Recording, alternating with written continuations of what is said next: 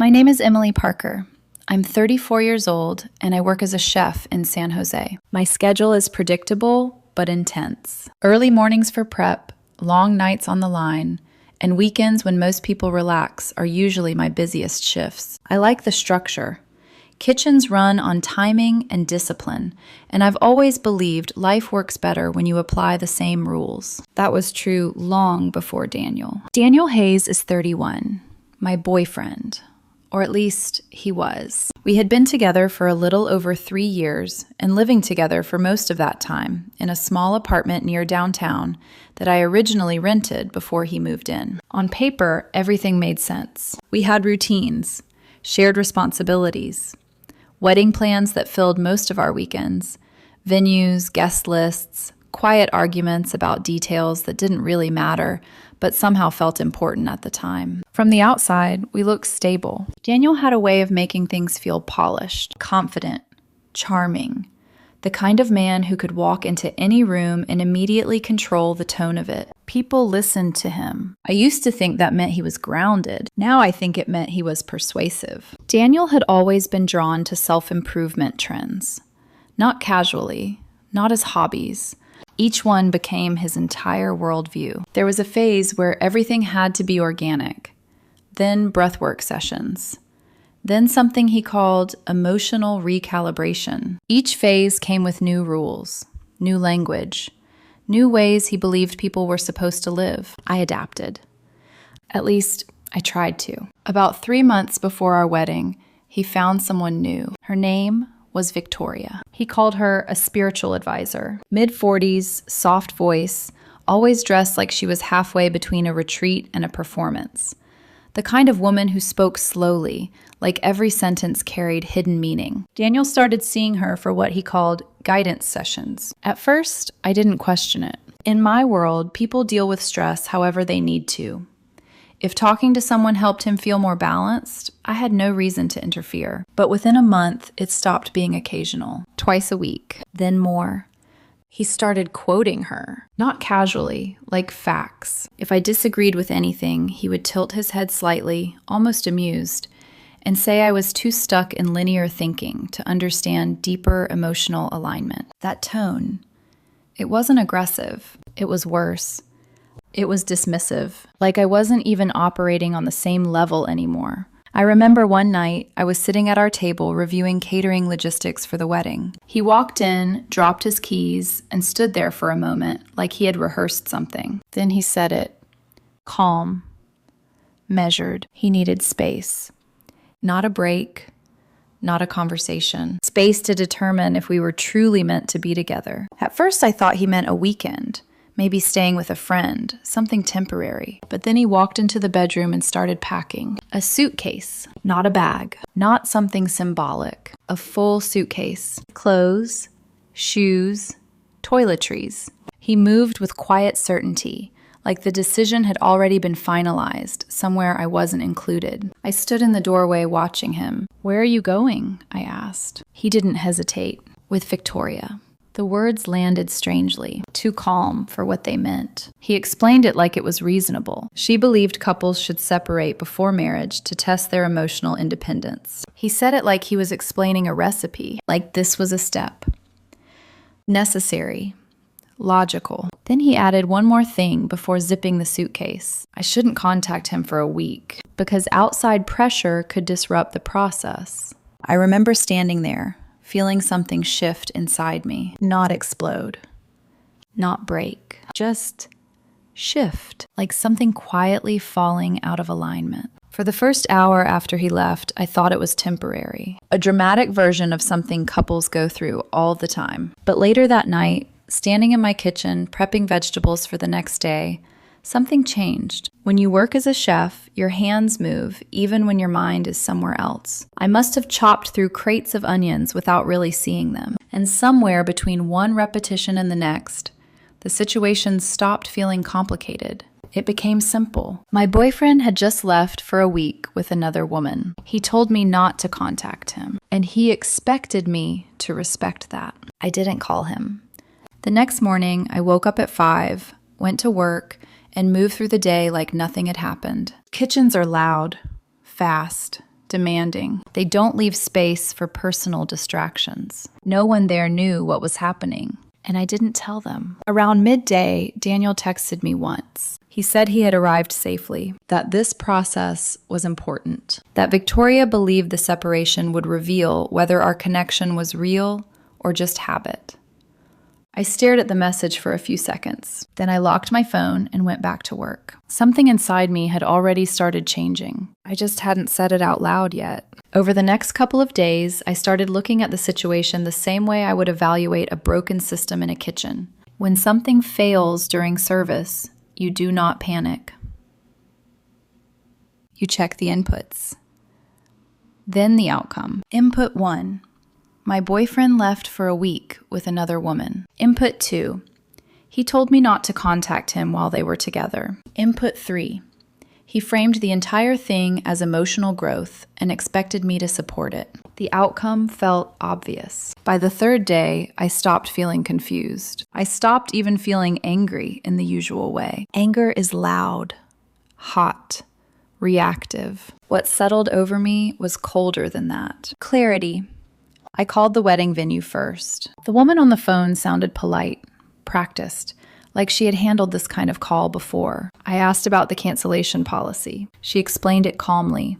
Deposits were non-refundable. The date would be released immediately unless I wanted to reschedule. I told her that wouldn't be necessary. Then I called the caterer, which felt strange considering I work in food myself. Then the photographer, the DJ, the rental company Daniel had insisted on for the table settings and decorative pieces he said would make the whole thing feel elevated. Every call was almost identical. The wedding was no longer happening. Please cancel the booking. That was it. No emotional speech. No public breakdown. No dramatic confrontation in the background. Just short phone calls, confirmation emails, and polite voices telling me what money was already gone. I had always imagined canceling a wedding would feel explosive. Instead, it felt administrative. A list. A sequence of tasks. A private dismantling of something that had once seemed solid. The venue manager was the only one who sounded even slightly personal. She paused after I confirmed the cancellation and asked if I was sure. I said yes. Then she lowered her voice a little and said she was sorry. What struck me most was not the sympathy. It was the lack of surprise. As if weddings ending before they begin were not unusual at all. As if people build entire futures on unstable ground every day and only notice when the floor gives out. By the fourth day, nearly everything was closed out. The venue was gone.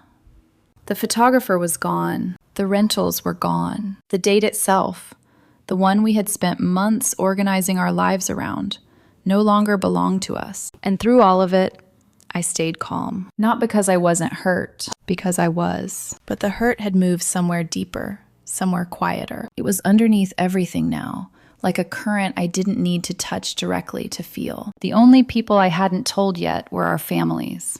I waited until Friday evening after my shift. My parents live about an hour away, so I called them first while sitting in my car outside the restaurant. The parking lot was mostly empty by then, the kind of tired silence that settles in after a long service. I told them what happened without trying to shape the story. Daniel had left for a week with a woman he called his spiritual advisor. Because of that, I had canceled the wedding. There was a long pause. Then my mother asked the most practical question possible. Did he think he could just come back and continue planning? Her voice wasn't emotional, just careful. I stared through the windshield for a second before answering. I think so, I said. Or he didn't think I'd do anything. My father came on next. He listened. Then he exhaled through his nose in that quiet way he does when he's angry but trying not to show it. Finally, he said, "You probably saved yourself a divorce." That conversation lasted maybe 10 minutes. No lecture, no pressure, no insistence that I calm down and reconsider. Just recognition, just relief, hidden inside disappointment. Calling Daniel's parents was harder. Not because I doubted my decision, because I knew they were about to hear something absurd and humiliating about their son, And there was no version of the truth that would make it sound better, his father answered. I told him the same basic version. Daniel had taken a week away with Victoria, a woman he considered a spiritual guide. Because of that, I had canceled the wedding. Silence. Not brief silence. The kind that stretches just long enough to tell you the person on the other end is trying to rearrange reality into something they can understand. Then he asked, very carefully, "He left with her?" "Yes." Another pause. He said he would speak to Daniel when he came back. I thanked him, even though I wasn't sure why. Maybe because there was nothing else left to say. By the time Sunday arrived, the apartment felt different. Not sad exactly. Just stripped down. Quieter. Cleaner in a way that had nothing to do with actual clutter. There was less tension in the air. Less performance. I moved through the rooms and noticed little things I hadn't paid attention to before. The decorative objects Daniel had chosen, the expensive candles he liked because they made the place feel curated, the books about transformation and self-actualization stacked on the side table as if they had all been placed there to signal something. The apartment still looked like ours, but it no longer felt like a shared future. It felt like a space waiting for a final correction. Daniel still hadn't contacted me again, not once. No check-in. No curiosity, no question about how I was doing or whether canceling everything might cross my mind. And that was when the last part of the situation became clear. He had left expecting to return, not hoping, expecting. He thought this week would become one more chapter in his personal evolution. One more story he could tell about growth and emotional courage and how our relationship had survived because he had been brave enough to test it. He had no idea that while he was away finding clarity, I was dismantling the life he assumed would still be here. He came back the following Monday evening. I knew the exact moment because I was in the kitchen finishing dinner prep when I heard his key in the lock. For half a second, I considered stepping away before he walked in. Not because I was afraid, because I didn't feel like giving him the version of this moment he probably expected. The relieved reunion. The tense but manageable conversation. The part where he explained everything. And I listened, but I stayed where I was. It was still my apartment, and I had nothing to avoid. The door opened. He stepped inside, carrying a small suitcase and a tote bag, like someone returning from a thoughtful little reset, not like a man who had vanished for a week with another woman 6 weeks before his wedding. He looked rested. That was the first thing I noticed. Rested. Centered. Like he had gone away to improve himself and had come back expecting the world to appreciate the effort. His eyes moved across the room once, and then he smiled faintly. "The apartment feels lighter," he said. That was his first sentence. Not, "I'm sorry," not, "Thank you for giving me space." The apartment feels lighter. I stared at him for a moment, and in that moment, I understood something so clearly it almost felt cruel. He had absolutely no idea what had happened while he was gone. He set the suitcase down near the wall and started talking immediately. The retreat had been transformative. Victoria had helped him process emotional blocks that had apparently been affecting our relationship. The space away from me had given him clarity. He spoke in calm, even sentences, with the quiet confidence of someone delivering good news. I leaned against the kitchen counter and listened for maybe 2 minutes. Then he said the sentence that made the whole thing snap into focus. He told me he was ready to move forward with the wedding now that he had done the work. Not once during that explanation did he ask what I had been doing all week. Not once did he ask how I felt about him leaving with another woman for 7 days. Not once did he speak like my experience mattered as much as his. From his perspective, this had all been a temporary exercise. An uncomfortable one, maybe, but useful, necessary, manageable. And now that he had returned with his new insight, life was supposed to resume. That was when I interrupted him. I told him the wedding was canceled. He laughed, not loudly, just a short, dismissive sound, like I had made a dry joke he wasn't sure deserved a full reaction. "Very funny," he said, reaching for a glass in the cabinet. "I'm serious, Emily. I think we can actually—" I already canceled it. My voice didn't rise. It didn't need to. That was when he stopped moving. The glass stayed in his hand, but his attention shifted fully toward me. For a second, he just looked at me, waiting for the moment where I would soften the statement, clarify it, turn it into something less absolute. When that moment didn't come, the expression on his face changed. Not confusion, irritation. "You're being dramatic," he said. I let that sit for a second. Then I repeated it. "The venue is canceled. The vendors are canceled. Both families have been informed. There is no wedding." The words landed heavier the second time. More real, more irreversible. He set the glass down slowly. "You made that decision without talking to me?" That question, it almost surprised me. Not because it was unreasonable in general, because of the context he had somehow erased. "You left for a week," I said, "with Victoria. You told me not to contact you." He exhaled sharply, like I was missing something obvious. "That wasn't the same thing," he replied. "That was part of a process." The way he said process felt rehearsed, like something he had repeated enough times that it no longer needed explanation. I watched him for a moment, trying to understand how two people could be standing in the same room with completely different versions of reality. "You disappeared with another woman 2 months before our wedding," I said. "That's not a process. That's a decision." He shook his head immediately. "Nothing inappropriate happened." He said it quickly, firmly, like the accusation itself offended him. "Victoria is a mentor," he added. "You're reducing it to something it wasn't." I didn't argue that part, because whether something happened or not wasn't the point. The point was what it looked like. The point was the choice. "A supportive partner would have trusted the space," he continued, his tone shifting into something more controlled. "That's what this was about. Growth, alignment." There it was again, that language. Detached, polished, empty. I felt something tighten slightly in my chest, but it wasn't panic. It was recognition. The week, if anything, it had made him more certain of himself, more convinced that his perspective was the only one that mattered. He nodded, like he was ready to clarify something for me. "Did you think leaving for 7 days with another woman right before our wedding wouldn't affect my decision to marry you?" He didn't hesitate. "No," he said, "because the whole point was to test whether our connection could handle independence." The answer came too fast, too clean. Like he had never actually considered the possibility that it might not. "If you trusted me," he added, "you would have respected that." Trusted.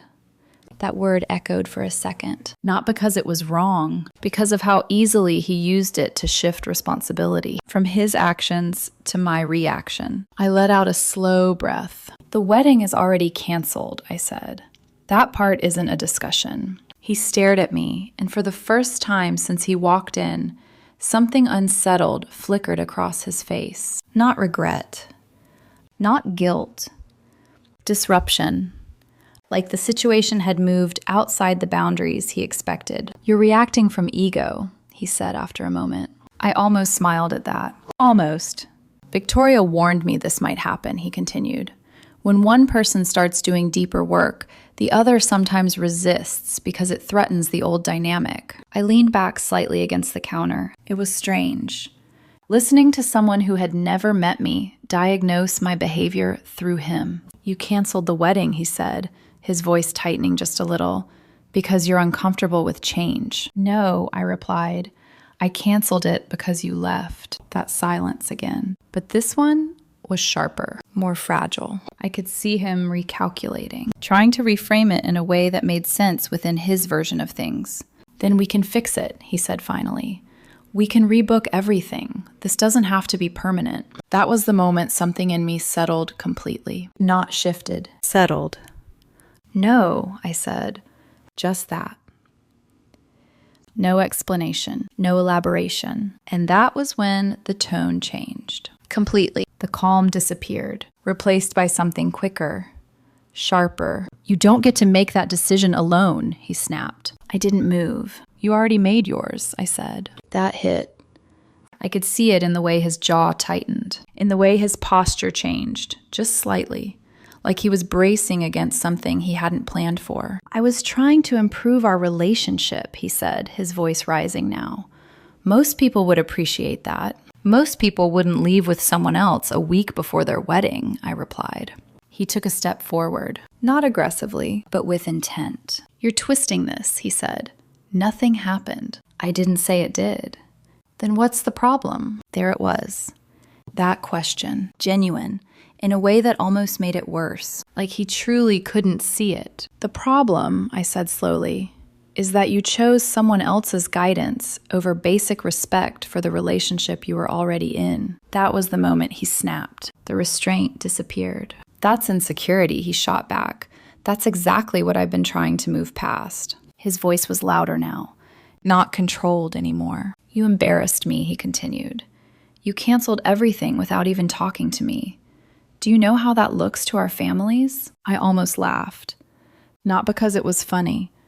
Because it was predictable. You left, I said again. But this time, I didn't raise my voice to match his. I didn't need to. He started pacing.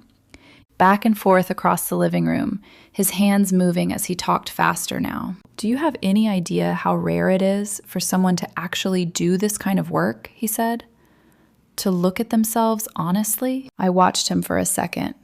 Then I realized something important. This wasn't a conversation anymore. It was a loop. The same points, the same language, the same refusal to step outside his own narrative. Working in kitchens teaches you something about moments like this. When things get loud, chaotic, repetitive, it's already past the point of being fixed. He kept talking, the volume rising, the words coming faster. And somewhere in the middle of it, I made the next decision. Pack your things, I said. He stopped. Mid-sentence. What? You need to leave. The silence that followed felt heavier than anything that had come before. You can't be serious, he said. I walked past him into the bedroom without answering. The closet door was still half open from when he packed earlier. I reached inside, grabbed one of his suitcases, and brought it back into the hallway. Set it down. That sound, the wheels hitting the floor, did something. It shifted the room, made everything real in a way words hadn't. You're overreacting, he said. But there was something different in his voice now. Less certainty, more edge.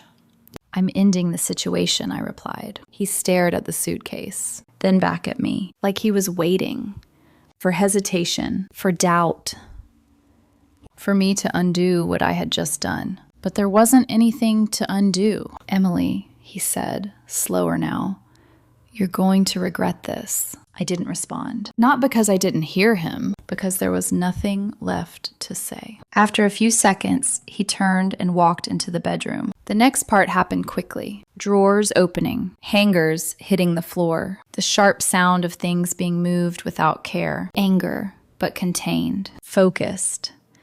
I stayed in the kitchen, gave him space, not out of kindness, out of finality. He passed by once, carrying clothes, not looking at me, then again grabbing things from the bathroom. The noise filled the apartment for about 20 minutes. Then it stopped.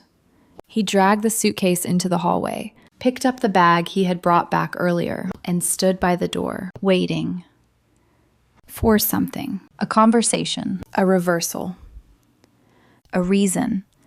Is this really how you want it to end? He asked. I looked at him, and for the first time since he walked back in, I felt completely certain. It ended when you left, I said. He shook his head slowly. You still don't understand, he murmured. Victoria was trying to help us. I walked to the door, opened it. He hesitated for a second, then stepped into the hallway. You're throwing this away because you're afraid to grow, he said. I didn't answer. I just closed the door behind him, locked it.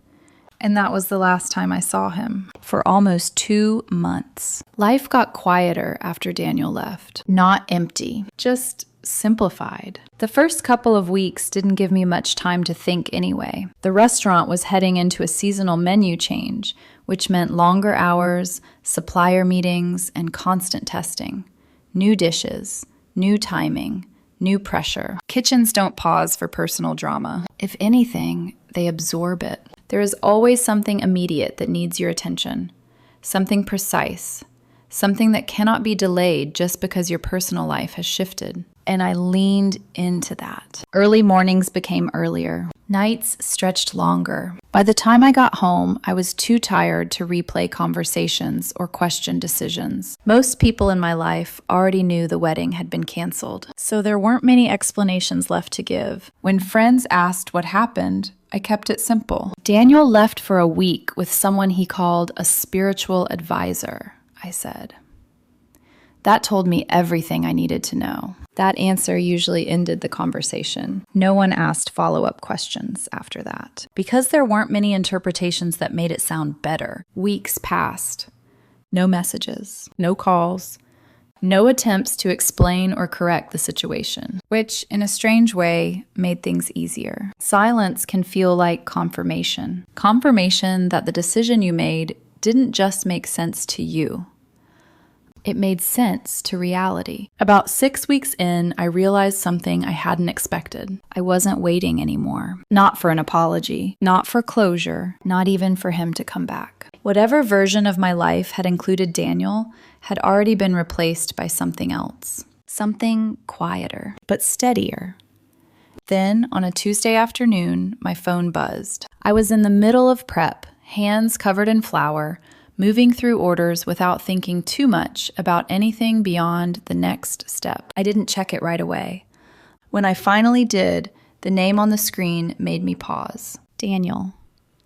The message was simple. He asked if we could talk. He said he had been doing a lot of reflection, that the last couple of months had given him clarity about our relationship. I stared at the message for a few seconds. Then I locked my phone again and went back to work. Not because I didn't care, because I wasn't sure what there was left to say. Later that evening, when the kitchen had quieted down and the last orders had gone out, I checked my phone again. There was another message, longer this time. He said things had gotten out of balance while he was working with Victoria. That leaving the way he did might have been unfair. Might have been. That phrasing stood out. Careful, measured, still slightly distanced from full responsibility. Then he said he wanted to meet, to see if there was any way we could repair what had happened. That part made me pause, because the last time I had seen him, he hadn't believed anything was broken. Now, suddenly, he was talking about repair. I typed a response, deleted it, typed another, deleted that too. Finally, I kept it simple. When? His reply came almost immediately. That alone told me something. He said he could come by the apartment that evening if I was available. I read that line twice. Not meet somewhere. Not neutral ground. My apartment. Like the last 2 months had been a temporary interruption. Like the door was still open, waiting for him to walk back through it. I shook my head slightly. Then I responded. We can talk. Not here. There was a short pause before his next message. Then he suggested a cafe near the restaurant. We agreed on the next day. The place was small, quiet. The kind of cafe people go to when they want conversation without interruption. I got there a few minutes early, sat down, ordered coffee, and waited. When he walked in, I knew immediately something had changed. Not dramatically, but enough. His posture was different, less certain, less composed. The confidence he used to carry so effortlessly felt reduced. He spotted me, hesitated for a fraction of a second, then walked over. When he reached the table, he didn't sit right away. He looked at me like he was trying to read something. Then he sat down. Hi, he said. I nodded. Hi. There was a brief silence. Then he started talking before I even touched my coffee. I've been thinking a lot, he said, about everything that happened. I didn't interrupt. I handled things badly, he continued. The way I left, it wasn't fair to you. Again, that careful phrasing. Not wrong, but not fully direct either. He went on. Said the retreat had made him realize some difficult things about himself, that he had gotten too caught up in external guidance, that letting someone else influence major decisions about our relationship had been a mistake. I listened, watched. Not just what he said, how he said it.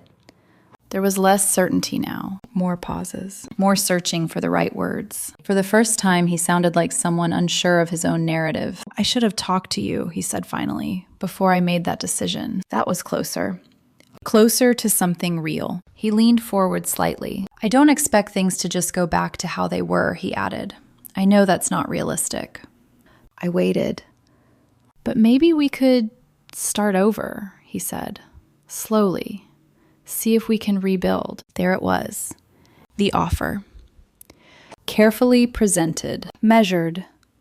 He wasn't asking to resume the wedding. Not directly. He was asking for access, for another chance to step back into the space he had left. I took a sip of my coffee before responding. Then I asked him one question. Are you still working with Victoria? He hesitated, just for a second, but it was enough. Then he shook his head. No, he said. That ended a few weeks ago. I held his gaze. Why? Another pause. I realized I needed to focus on real life, he said, not constant introspection. That answer explained more than he probably intended. Victoria had been the authority before. Now she wasn't. And suddenly, he was here, looking for stability again. He kept talking. Said he missed what we had, missed living together, missed the structure. At one point, he even said I had always been the most grounded person in his life. That part almost felt ironic, because a few months ago, that same groundedness had been something he dismissed. Something he said held him back. Now it was what he wanted again. Finally, he said it. Could I come back? He asked. Not move in right away, just spend some time together.